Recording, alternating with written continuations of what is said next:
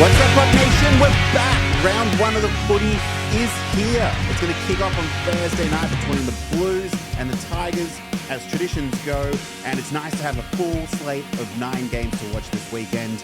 The 2 games over the weekend just gone for round one. They were good. They were fun to watch, and it was very good to us. We did go 9-1, but I'm going to enjoy going through all of the games this weekend. If you want to see those, you can check us out on Instagram, on Reddit as well. You can follow us on TikTok and Twitter as well. But more importantly, watch us on YouTube and listen on Apple and Spotify as well. As I was just saying, 9-1 last weekend. Finn Callaghan was awesome. He was elite. He came through for us really well. Brent Daniels was a great pick as well. In the other game, it was interesting to see the Hawks. Will Day really exploded. We were thinking about him, but we didn't in the end. We ended up going with James Warple, who unfortunately injured himself. So he'll probably, if he doesn't have surgery, he'll be out for at least 6 weeks. But if he does, then that's the season. So we'll have to reevaluate there as well. Couple of show notes at the top here. So NFL draft is coming up. Sully and I will be back with those. We'll do our top 10 picks again. And we've got the off-season NFL preview as well. We'll go through, do a team-by-team breakdown to get you going for NFL, because we know that NFL content is usually what does best, but I do enjoy. This is the third season, our third season covering the footy. So we'll see what we come up with this week. We're going to be taking a look at the primetime games. We're going to look at the Tigers and the Blues on Thursday night. Friday night between the Hawks and the Bombers should be a good game as well. The Saturday day game between the Swans and the Lions should be a cracker as well. Be interesting to see how the Lions go in the grand final rematch already. Wow, from the get-go. And then we're also going to be looking at the Pies and Port Adelaide. I do want to throw this one in for Saturday night. It's going to be interesting to see how the Pies perform, because if you've seen my power rankings, I'm quite high on Port Adelaide this year as well. They seem to always finish top 4. So we'll see how that goes. And then we'll finish with the Sunday game with the D's and the Giants. The Giants, who I believe are going to win the premiership at this stage, if I'm not mistaken. Actually, that's the ticket I have. So we'll see how that one goes. But for now, let's get into this Thursday night game. I think it's going to be a bit closer than people think. It's going to be between the Tigers and the Blues are minus 48.5 point favorites. Over-under will be set soon. Should be a really nice warm night as well, or at least a clear night, so weather's not going to be an impact at all. And if you're following the Twitter discourse here, you'll see that, most people think that the Tigers are going to get pants. Some people are saying that they might not win a game this year. If they do, they might just win one. I'm going to give the Tigers a little bit more credit than what other people are doing. I don't think that this is the case of the 2020 West Coast Eagles, who looked like one of the even bad for a VFL team or a WAFL team. So I think the Tigers have still managed to retain a little bit of talent. I think that they're a little bit younger as well than the Eagles were back then. And I think that the draft picks that they've utilized should be pretty good, although a lot of those players are injured at the moment. We'll start this game with the Blues, though, and the ins and outs for the Blues. The off-season additions, well, there weren't really many at all, if any, for the Blues. They've mostly kept the team the same, which is an interesting tactic. But Jack Silvani will be back. He missed the entire of last season with an ACL injury. So he should be good for the defense as far as the Blues go. Outs. Jack Martin's gone to the Cats. Matt Owies as well. He's left, and Matthew Kennedy has gone to the Dogs as well. Blues have a fair bit of injuries as well that they're dealing with, although some players should be back soon. But Nick Newman is out indefinitely with a knee injury. Mark Pitnett is 5 to 6 weeks away with a calf injury. And sadly, their first-round pick in Jagger Smith tore his ACL. He's done his knee. He's done for the season as well, so he's going to miss his entire rookie year. There's also a note here that Charlie Curno's still injured.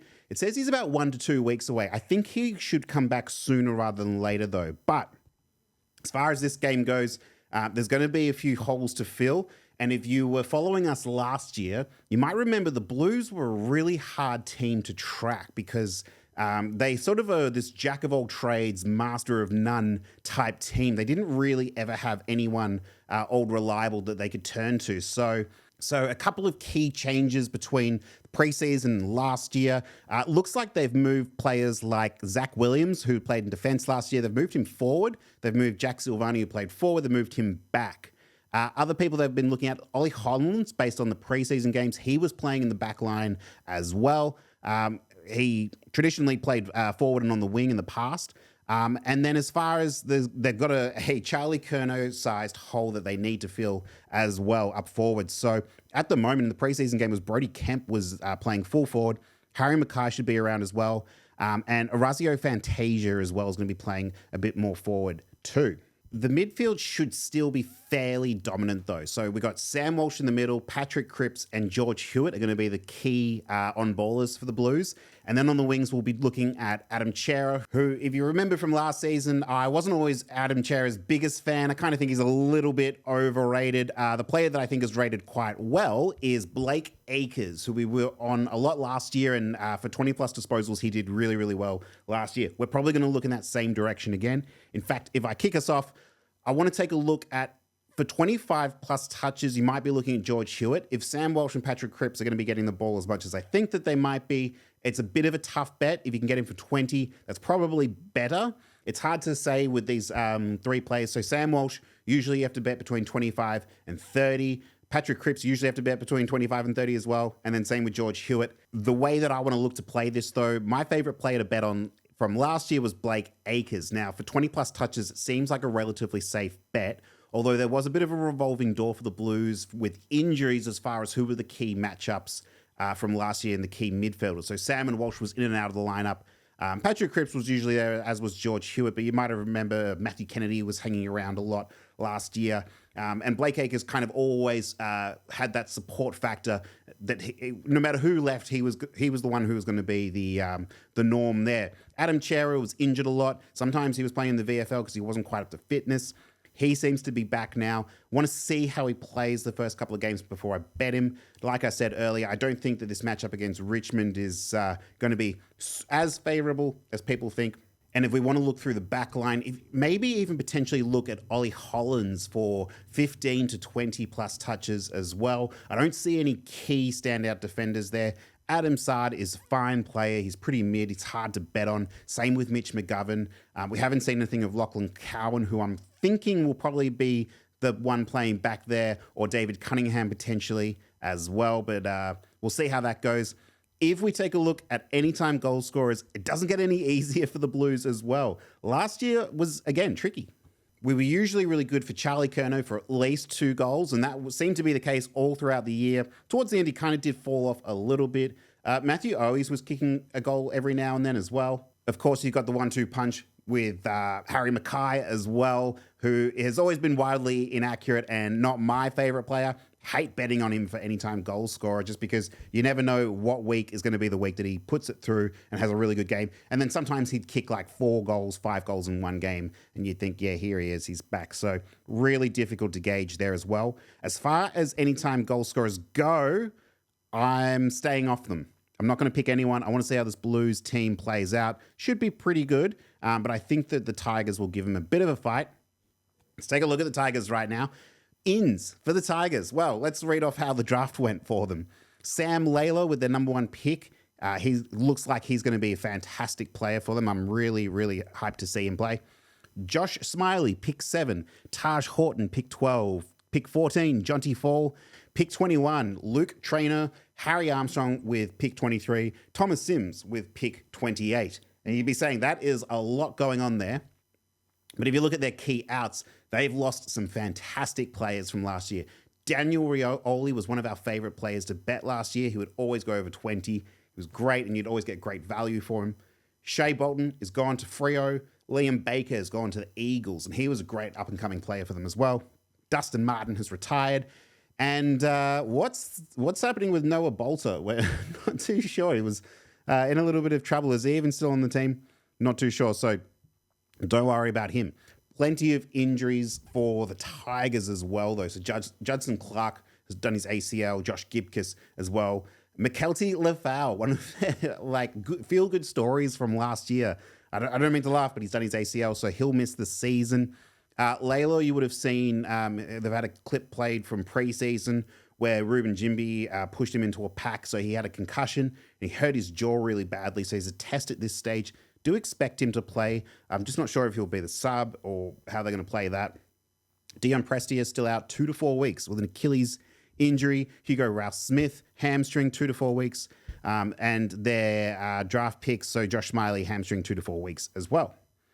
Looking at the Tigers, so some of the key changes to their lineup over the off-season. Obviously, the forward line is going to look very different with Dustin Martin gone, McKelty Lafau injured, Maurice Rioli is going to stick around, Tom Lynch will come back in, so he should be full health as well, which is great to see. And then I suspect Sam Lawler is going to play the sort of like half forward line. Probably expect to see Seth Campbell or Samson Ryan moving up to the full forward line. As far as their on-ballers go, so Tim Taranto is going to stick around. He's an awesome player. Had a pretty down year last year. I do expect a bounce back, so I'm keen to see what you can get him at for 20-plus touches. If it's good value, it'll probably be 25-plus touches, though. Jack Ross, I'm very interested to see how Jack Ross goes this year, and Jacob Hopper as well. I think that this is like a fairly good nucleus at this stage. Thompson Dow was playing on the wing during the preseason, and then like the defense is not horrendous. It's not horrendous. So Tom Brown, perfectly good defender. Nick Vlausten might be getting a bit old now, but Nathan Broad played fine last year. So did Ben Miller. Jaden Short's going to be back there as well, and they've got their new player, Jacob Blight. I suspect he played preseason in defence. We'll see how that goes. And Toby Nankervis, their ruckman, a very good player and also captain of the team for the leadership. So expect him to be doing okay as well. And then they've got a bunch of younger players who are going to come up. Camden McIntosh should start on the bench, so we'll see what happens there. But there's a few players that I'm really into for betting 20-plus touches. As mentioned, Jack Ross and Tim Taranto. Tim Taranto, you probably have to bet up to 25, so I caution that. But Jack Ross had a pretty good season last year as far as disposals went. He was injured for a lot of the mid-season as well, so he was sort of earlier on and later in the year. And like I said, Daniel Rioli really picked up the slack in his absence and Tim Taranto's absence when he wasn't there. But now that Daniel Rioli's gone and Liam Baker's gone, I fully expect those disposals to be dispersed amongst the sort of midfielders. So Jack Ross, 20-plus touches, really, really like that. Potentially even Jacob Hopper for 20-plus touches as well. Anytime goal scorer will be able to do pretty quickly here. I think I'm going to go with Tom Lynch for 2 goals. I think pretty much all of the offense is going to go powered through Tom Lynch. Hopefully he can go back to his sort of 2022, 2023 form when he was really, really up and coming. And one of the other players who might be good for anytime goal scorer as well. See what you can get on Maurice Rioli. He'll be playing in the forward line, so I don't mind Maurice Rioli there as well. All right, let's take a look at the other now flag favourites in the Hawthorn Hawks, who went up to Sydney over the weekend and smashed them. It wasn't as big of a thumping as the Sunday game, but Friday night they did look like a force to be reckoned with. It looked like whatever they had taken from last year, they were going to run with. I'm still not sure completely how I feel about them, especially now with the injury to James Worpel, who we were on last week, and he was the only leg that let us down. That's okay. It's what happens with injuries. So Hawks, though, currently favoured as a minus 22.5 point favourites. That's gone up from opening at, I think it was minus 19 or 20.5 as well. We'll see who comes in absence of James Worpel. There'll be a couple of players to take a look at. But will be interesting to see what happens with Jack Ginnivan and Nick Watson, who basically last week were absolute ghosts, basically non-existent. Will Day had a huge game, so it's going to be, we're not going to bet Will Day. I think that ship has basically sailed. I think we also saw him at his peak, and if you want to bet him, you're going to have to bet him up sort of like 25 to 30 disposals, which is not really the area we want to look in right this second. But maybe we'll see how we go. Other one we want to look at, so Sicily was playing freaking awesome as well last week. He's going to be hard to judge, right? Because he played half to 3/4 of the game in the back line, and then as it seems to be the case now in every game, come fourth quarter, Sam Mitchell moves him up forward. So tricky to bet disposals on for him. One of the ones who really stood out, though, last week, so Carl Amon, I accidentally auto-drafted him in my fantasy league, and I was pissed off about that. I wanted to drop him immediately, and that looked like a pretty big mistake on my behalf. He finished last week with 27 disposals. He led the team, and he even capped it off with a goal as well. He had 2 shots at goal, so worth looking at there. Maybe Carl Amon for 20-1 might be a cool way to play this. I don't know that 100% that it was a flash in the pan, especially with James Worpel gone now. So it'll look like the middle will be Carl Amon, Jai Newcomb. We'll see what they do with Will Day, who is playing in the forward to half forward line, so racking up all those disposals as well. Don't expect him to do that every single week, and that's potentially where Jack Ginnivan and Nick Watson's touches went as well. Got to say, though, Mavio Chol also looked fairly flat in the middle. Dylan Moore looked awesome. We were on him a lot last year, so that was good to see. Connor McDonald, he had a quieter game, but would love him to step up in this game a little bit more. And Kalshadir is the other one we really like betting, but he's out at the moment. See if he comes back soon, though, because once he's back, I'm keen to bet him for sort of around 20-plus touches. So, way I want to play this particular game with the Hawks, there are lots of really great options, but I'm going to go with Carl Amon for 20-plus disposals if you can still get it. I don't love 25. Will Day, will stay off him. If you can get him a decent value at 20, that could be good. Again, I say this because James Worpel is now out. Usually if players have this like flash in the pan, really good games, I'm usually off them the next week. Connor Nash, we could take a look at as well. He had 20 disposals last week and he was used a bunch through the back. So keen to see how that one goes as well. The anytime goal scorer component of this is where it gets tricky again, because Jack Ginnivan and Nick Watson had a decent amount of shots. I think they had something like 2 and 3 shots a goal each for no score at all. Mulder's going to start really loving them. So yeah, Jack Ginnivan had 3 shots a goal for 0 goals. So we're probably going to jump on him for anytime goal scorer. And then the other one we want to look at as well, this is against the Bombers defense as well, which I know the Bombers always start the season really, really well, like one of the top teams. And then after week 3, week 4, they really, really drop off. So Jack Ginnivan, Dylan Moore, we could look at for a goal as well. I don't mind that if you can get some really decent value on that one as well. So the Bombers, we did a little bit of a preview for them last week before their game was bloody cancelled. But a couple of plays that we did talk about. So outs for the Bombers, Matt Guelph is still dealing with a hamstring issue. We're expecting him to be out for 5 to 6 weeks. That's a long time for a hamstring. Darcy Parish should hopefully be back. He had a lot of back issues last year. And Jaden Laverde, if he can make it into the lineup, he was dealing with a hip issue. And Harrison Jones is the one I wanted to talk about because he's the one that we really like for anytime goal scorer in this game. There's some mention that he'll be playing through the midfield, through the half, through the wing line. I really don't mind that at all. I think that's the half forward to wing is where he probably plays best. I don't find him as successful when he's playing as a key forward, so don't mind that as well for Harrison Jones. And you can usually get some pretty decent value on him. Especially with Jake Stringer gone, I think this is going to open up a lot of opportunities for some other players to come in. Kyle Langford, I kind of still think he's at his peak. You could bet him for a goal or 2. You're not going to get good value on him for a goal, and 2 goals could be a bit risky, so not sure how I feel about that one. Jade Gresham as well is the one we really liked last year, who would come through every now and then for a goal. He was a bit frustrating to bet, and usually was going Harrison Jones' way. The other player to look out for as we move to disposals as well is Nate Caddy. A lot of people are expecting a lot of big things from Nate Caddy this year. I'd like to see how he goes. I know he had some really, really big moments last year. Want to see how this one goes. So through the middle, we're going to be looking at Zach Merritt, Darcy Parish if he's back, and Jai Caldwell.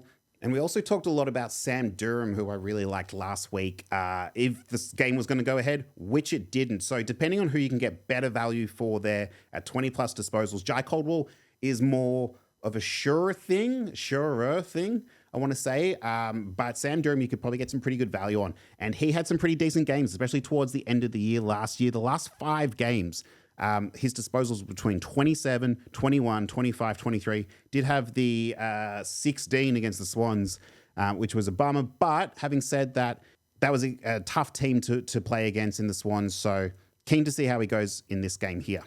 So here's the way I want to play this game. I want to look at Carl Amon for 20-plus disposals. We'll jump back on him. I'm okay with that. I want to take Jack Ginnivan, anytime goal scorer as well, I really like. And then from the Bombers side of things, I want to take a look at, I think I'll go with Jai Caldwell, 20-plus touches as well. Or if you're feeling particularly confident in these Bombers, you could also take a look at Harrison Jones as well for anytime goal scorer. Alrighty, the Saturday Arvo Twilight game at 4:30. It's going to be back in Sydney. It's going to be the Brisbane Lions travelling down to Sydney to play the Swans. A bit of a redemption opportunity here for the Swans as well. This strikes me as almost a backs against the wall type game for the Swans. They don't often lose too many games at home as they did to the Hawks last week. And they're coming up against the grand final rematch from last year. They're going to want to capitalize on that. They want to capitalise on the fact that they lost at home last week. So this strikes me as a game where the Swans, I think, are going to step up in a big way. And now that we've seen a little bit of them, I'm keen to have a look at a few players here on the list. We talked about the Lions last week in the lead up to the game that didn't happen as well, how they were going to fare against the Cats. Got to say, not too much has changed there. I think this matchup will be really good for them as well. And I'm keen to see how the Dane Zorko, Lockie Neal combination does. Josh Dunkley as well, how they're going to pair against the Sydney midfielders here. We'll start with the Swans. The big moves that we saw from last week was the Tom McCartan move from the back line to the forward line last week, which he looked terrible. He looked way out of place back there. Lewis Melican and Nick Blakey were good in the back, but they were kind of like the only key backmen there. Ollie Florent, jeepers, he's going to want that poor kick back from last week that basically sealed the game for them as well. Believe it or not, this game opened a coin flip. That is now out to Brisbane, favoured -2.5. I'm not going to bet the Swans, but I just don't see them losing back-to-back at home. And if they do, it will probably be a good indication of how the season should go for them and that sort of grand final slump hangover that they might experience. Couple of outs for the Swans, as always. No big injuries from last week, but there's still a couple of key players that we're looking at. Robbie Fox being one of them, still 6 weeks away with a calf injury. Errol Goulden, potentially, I believe he might be out for the season. It says 5+ weeks here at the moment. Logan McDonald still 5 weeks away, and Callum Mills 4 weeks away. Papley and Grundy pulled up a little bit sore, but they should be right to go. Okay, a couple of plays for the Swans who really came out of nowhere that we weren't expecting to have as good a games as they did, but they did over-index, was Jake Lloyd. Probably performed much better than we expected him to, so we'll take a look at him, see how he goes, potentially for 15+ touches this week. The other one from the forward line was James Jordan. Also had a fairly decent game. Had 20 disposals from the forward line, so don't know if that's an indication that they were playing in the Hawks' defense. Can't say I expect this to be the case again moving forward. If we take a look at how he performed last year, James Jordan wasn't always the best. So played in the forward line, but as far as disposals goes, 10 disposals, 12, 18, and 15, and 8 to see out the year last year and the footy finals. So flash in the pan, I'm guessing yes, it was. And with that in mind, I'd be keen to look at Chad Warner, who's also one of their key sort of forwards to mids for Sydney, but he always seems to perform really, really well. There was no real true standout last week. We were all over Matt Roberts. Well, I was hesitant on Matt Roberts if you actually roll back the tape, but I've got more and more confidence in him this week. He did lead the team in disposals along with Nick Blakey, who I was off Nick Blakey, but he had a pretty good game as far as disposals go. So the way we want to play this, if you want to play it safe, I'm going to be looking at Chad Warner for 20+ touches is always a good bet.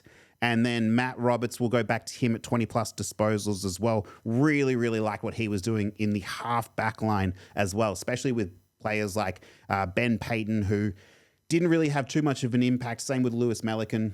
Didn't really have too much of an impact, so that allowed Nick Blakey and Matt Roberts to have a decent go at it.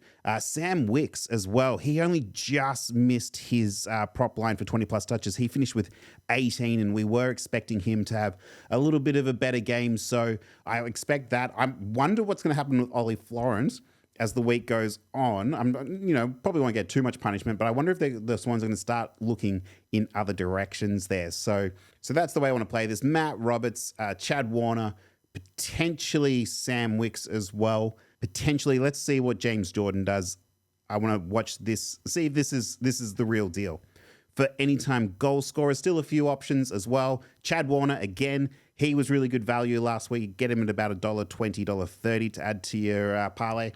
And Tom Papley, model really likes him to kick another goal as well. If we take a look at how they did last week, so Papley was 1 goal from 3 shots, but 6 score involvements was what gets him off the ground so much.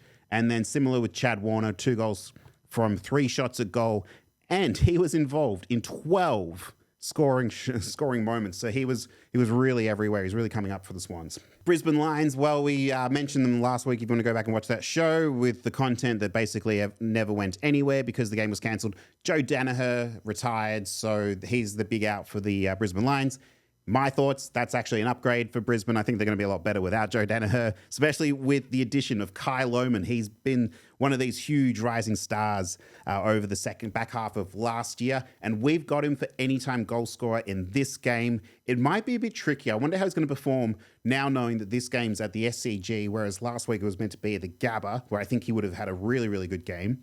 But anytime goal scorers for the Lions, we'll look at Kai Lohmann. Potentially, I'm going to say off Cam Rayner and Eric Hipwood this week. I just want to watch them first. I want to see how this one plays out. And then the problem with Charlie Cameron is you can never really get any decent value on him because he's generally always kicking at least one goal. The real value in the Brisbane Lions, though, is going to be in these disposals. So we're going to jump on Will Ashcroft for 20-plus touches. When you compare Will Ashcroft, Dane Zorko, Lachie Neale, Josh Dunkley, Hugh McCluggage, there's not a lot of value in all of them if you're sitting around the 20 to 25 plus touches. So I think that Will Ashcroft's going to probably be the most valuable for the least amount of touches. And I think he's probably the most likely to get those as well. So that's the thing with these Brisbane midfielders, whether it's Dane Zorko, Lachie Neale, or Josh Dunkley, they're all going to have a lot of touches and then all not going to be at a huge amount of tremendous value. So we'll see how they spread this around now, especially with players like Brandon Starcevic,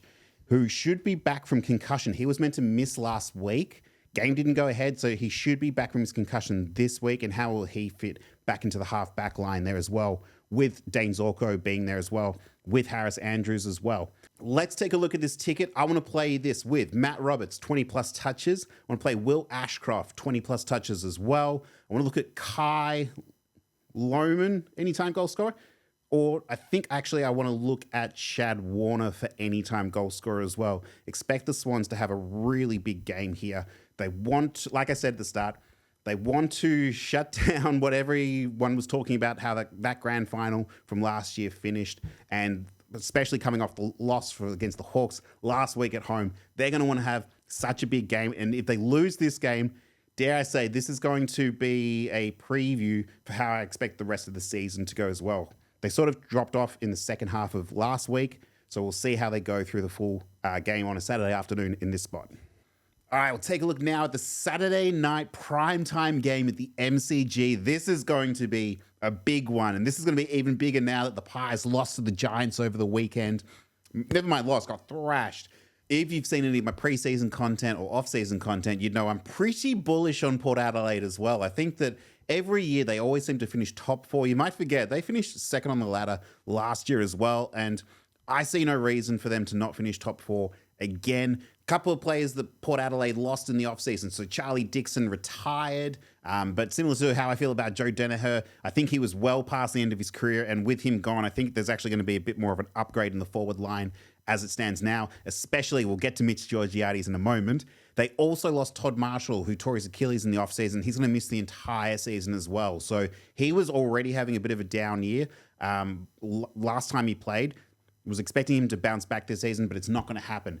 The other player that they lost, key player, Dan Houston in the half-back line. He's on the other side of the ball in this game now. He's going to be on the Pies. He missed last week because he had to serve his suspension from the finals last year. So that's served. He's going to be in. I think that's going to be a huge addition for the Magpies as well in this game. So big losses for Port Adelaide, but they've got so many stars all over the field. I think that they're going to be okay in this spot. Couple of players I'm really excited to see how they go this season. Ryan Burton was having a really good end to the season. He had a good start of the season as well. Dipped a little bit through injury in the middle of the year, but I think he's going to be a lot better. Logan Evans out of the half-back line. I think he's going to be really great to watch as well, especially with that combination of Aaliyah back there as well. Brandon Zerk-Thatcher, believe he's going to be injured for the first little bit of the season. He's got a back injury, so he's a bit TBC at the moment. Other injuries for Port Adelaide, which is going to be a key one. Zach Butters has injured his knee. He's out 5 to 7 weeks.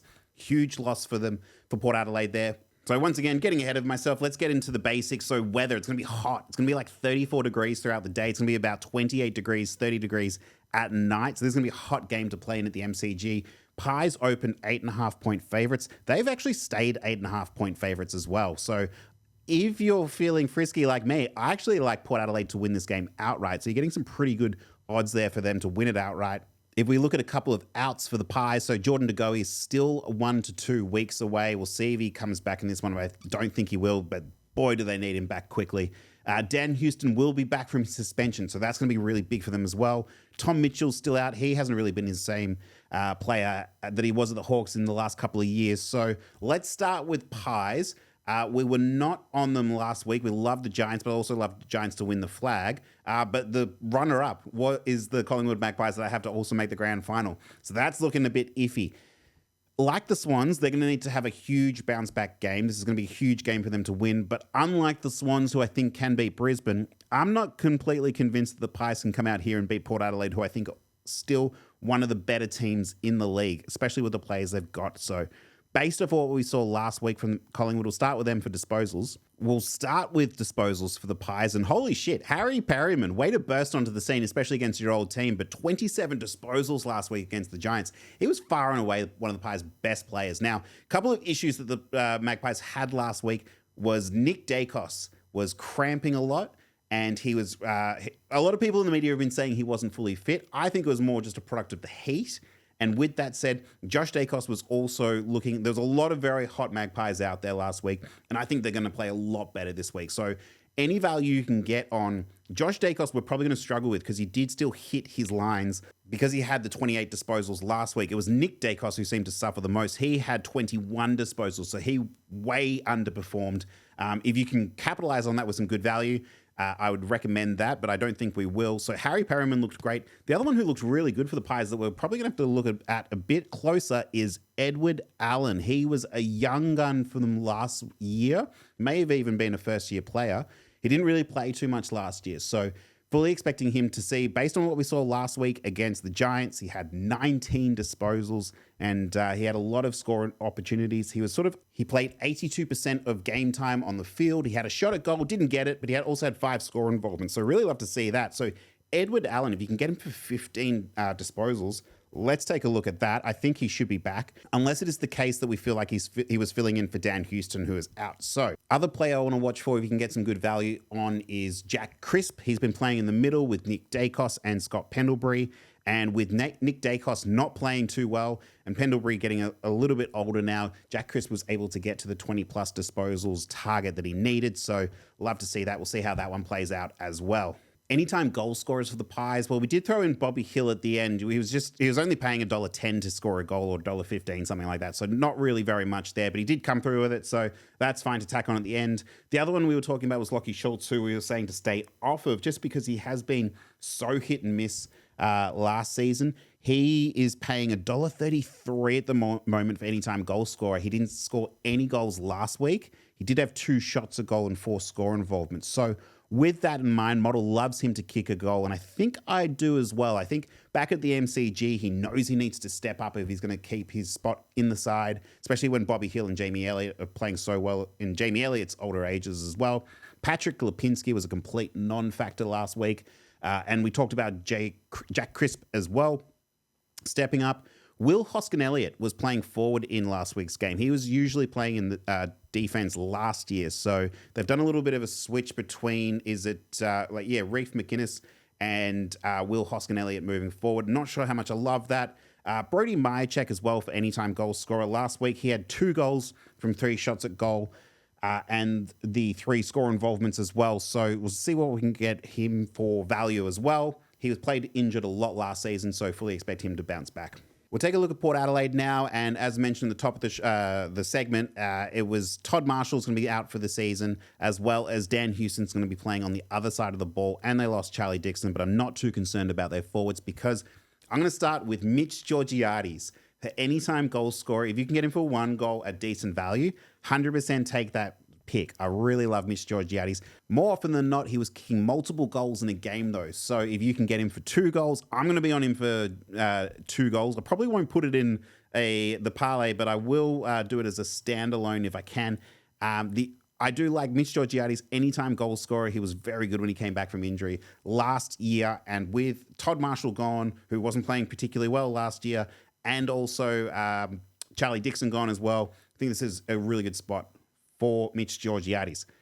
If we're going to take a look at disposals for Port Adelaide, so Connor Rozee has not appeared on the injury report, though there was that injury he sustained to Jason Horne-Francis last week or the week before where he hurt his ankle. I think he'll be good to go though. But we were also talking about Zach Butters, who's injured in this game as well. So no Zach Butters, definitely. Potentially Connor Rozee hurt. This should be interesting. It's going to be great to watch Jason Horne-Francis in this game. I expect Jason Horne-Francis, this is the year, I think he's going to explode. I think he's going to have a really huge season. He was really good for us last year. He finished the season with 19 disposals and 18 disposals in the finals, but leading up to that, 20, 23, 28. I mean, he was more often than not getting to that 20-plus touch mark. Because he wasn't always doing it, he managed to retain fairly good value there. So other players that we want to look at that we talked about, Logan Evans, watch for him in Zach Butters' absence as well. And then the other player that I'm particularly excited for to watch this season is Chase Burgoyne, who played really, really well in the Indigenous All-Stars game. He also played decently along the wing last season. He was getting 25 disposals in his last game last year. He did have the 14 for the quarterfinals where I think he got injured, but then 20, 22, and 21. So treads a fine line there, but I think he's going to be good value. If you can get him at 15 plus disposals, that cushioning might be worth it. Otherwise, you could also get him at the 20, which is what I'm going to be taking him at. I think he's going to have a really, really good season this year. So we'll take a look at the ticket here. We're going to go with back to Harry Perryman. I'm going to ride this wave. I think it's a decent shot at 20 plus touches. The other one we want to look at is Jason Horne-Francis for 20 plus disposals as well. And Mitch Georgiades, 2 goals, I want to say, is what I'm going to go with him. But you could also get him at anytime goal scorer if you want a little bit of reprieve. All right, we'll take a look now. The final game that we're going to look at of the round, it is between the D's and the Giants on the Sunday Arvo game. This one's going to be the MCG. It's going to be a little bit cloudy. Should be good weather, though. It's going to be about 25 degrees through the day. So I think both teams should be accustomed to playing with that by now. Giants are favored, -5.5, coming off their huge win against the Pies. And similar to Port Adelaide, I feel like I'm a bit higher on the Ds than most other people are.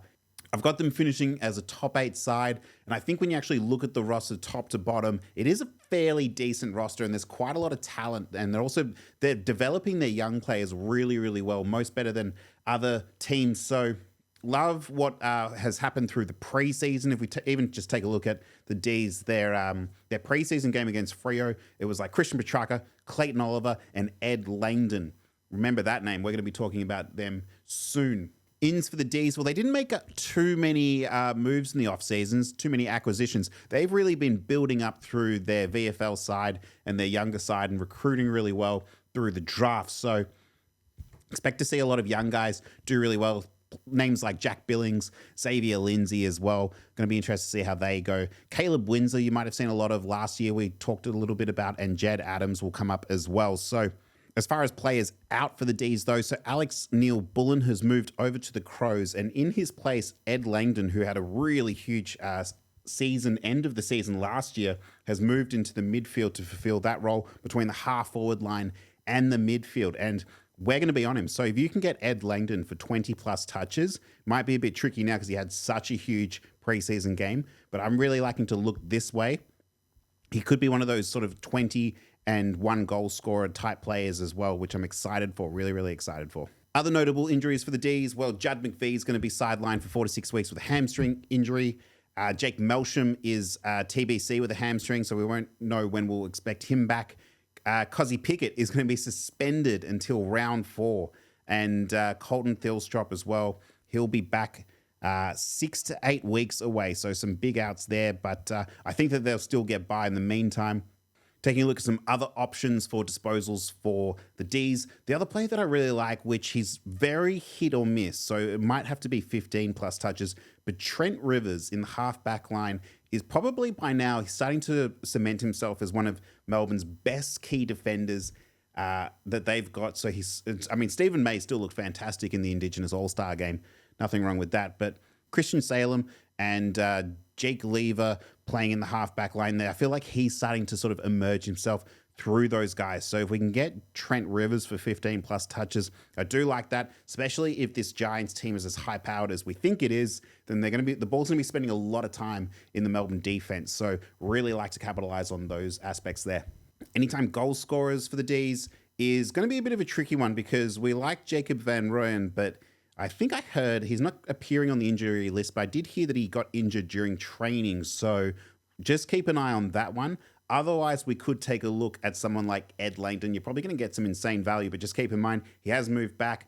If you want to bet Bailey Frisch for 2 goals, I'm also into that idea as well. We'll finish up now with the Giants, who are coming off an absolutely awesome victory against the Pies. And as far as me putting them in for premiership favourites, feeling very good about that. And I think they've all risen in the ranks there in the betting odds as well. If we take a look at injuries for the Giants, well, there was that nasty Kieran Briggs injury from last week, so he's not expected to go. And if the Giants do have any weakness, they have been saying that it could be at their ruck spot. They don't really have too much of a ruck 2 option out there. Tom Green will still be out. Jesse Hogan will still be out, as well as Jack Riccardi and Jake Stringer expected to still miss, but there's still so many stars in their place that will emerge. Speaking of, first game of last week, James Leake had a fairly decent first game. 11 disposals was nice to see. Played a lot through the forward and the half forward line, so looked really, really good. But there's really only one place to start with the Giants. The news is out. Everyone knows now. Finn Callaghan, our guy who we were on all of last year, made us a ton of money. We were on him last week. He came through in a big way, and I fear we've probably lost all value with Finn Callaghan now. You will have to bet him up at 25 disposals if you want to get some decent value, but he's also probably stepping in for Tom Green, and he's doing an amazing job at it, might I say, as well. You could be better off betting someone like Jake Kelly, who had 36 disposals last week. Could bet him up to 25 as well. Keeping in mind, all of this will probably change when Tom Green comes back into the lineup as well. And we got lucky with the Brent Daniels anytime goal scorer. The model really liked him to kick a goal, and he did. Thank God for the play on advantage rule, because that was looking a bit dicey for a little bit there. Other players who played really well was Harry Himmelberg. Actually had a decent game. If you wanted to bet him for 15 plus touches, he finished with 21. So he was the other player who stepped up a lot, Lockie Ash as well. Watch out for that name, because if you bet him for 15 plus touches, you would have been feeling very comfortable. He finished with 25 disposals as well. So the key winners there, I mean, Brent Daniels, he just seemed like he was everywhere. So he was good for a goal. He had 3 shots at goal and just kicked 1. So model still likes him again for anytime goal scorer. And I might want to jump back on that one as well. The other one I really liked was Aaron Cadman, who had 2 shots at goal. He missed both of them. But if you can get some good value, if he's sitting around like $1.50 or $1.60 for 1 goal, he could be worth it as well. So the other player I want to mention is Toby Green, who had 5 shots at goal and only got 1 of them. He was involved in 11 scoring opportunities as well. So him and Finn Callaghan, who was 2 goals from 4 shots and 12 score involvements, they were really everywhere. So I think this D's team will probably play a little bit better than Collingwood. Now that they got the film to actually watch what happened there, I think they're going to be able to take advantage of that. So here's how I want to play this one. I'm going to jump off Finn Callaghan this week. I think there might be a little bit of cool down. Fully expect him to have another fantastic game, but I'm going to go with Josh Kelly for 25 disposals. The other one I want to look at is potentially Brent Daniels for 15 or 20 plus touches. And then there's the goal scoring opportunity as well. I still really like that with Brent Daniels, so I want to jump back on that again. Anytime goal scorer Brent Daniels, I still think you're going to get that $1.60 number that we're looking for, because if you bet it with Toby Green, I think he's going to be a bit more around sort of like $1.20, $1.30, even though he will have more shots at goal. That's going to do it for week 1 of the footy. Man, it's good to be back doing these shows. It's good to be going through the numbers, going through the teams. It's good to be actually just watching football in general, sinking our teeth into something that we can talk about here. I'll be back next week with round 2. We'll break down all of the wins, the big losses. If you want to find for other games, jump on Reddit, on Reddit's Sportsbook. You can find us at Prop Nation BS, and I'm constantly posting bets that I like for each game. So even if I didn't talk about it here, I'll talk about it there. Follow us on Reddit. Like and subscribe to this on YouTube. That really helps us out. And leave a comment or a review on Apple Podcasts and Spotify. And of course, follow us on Instagram and Blue Sky as well. And we're even on TikTok until they shut us down as well. But that's going to do it. Enjoy the footy ahead. We've got the full slate of 9 games. It's going to be fantastic. It's going to be glorious. Can't wait to watch the Cats play again. Enjoy the footy. We'll speak to you next week. Goodbye. I gotta bring it from now.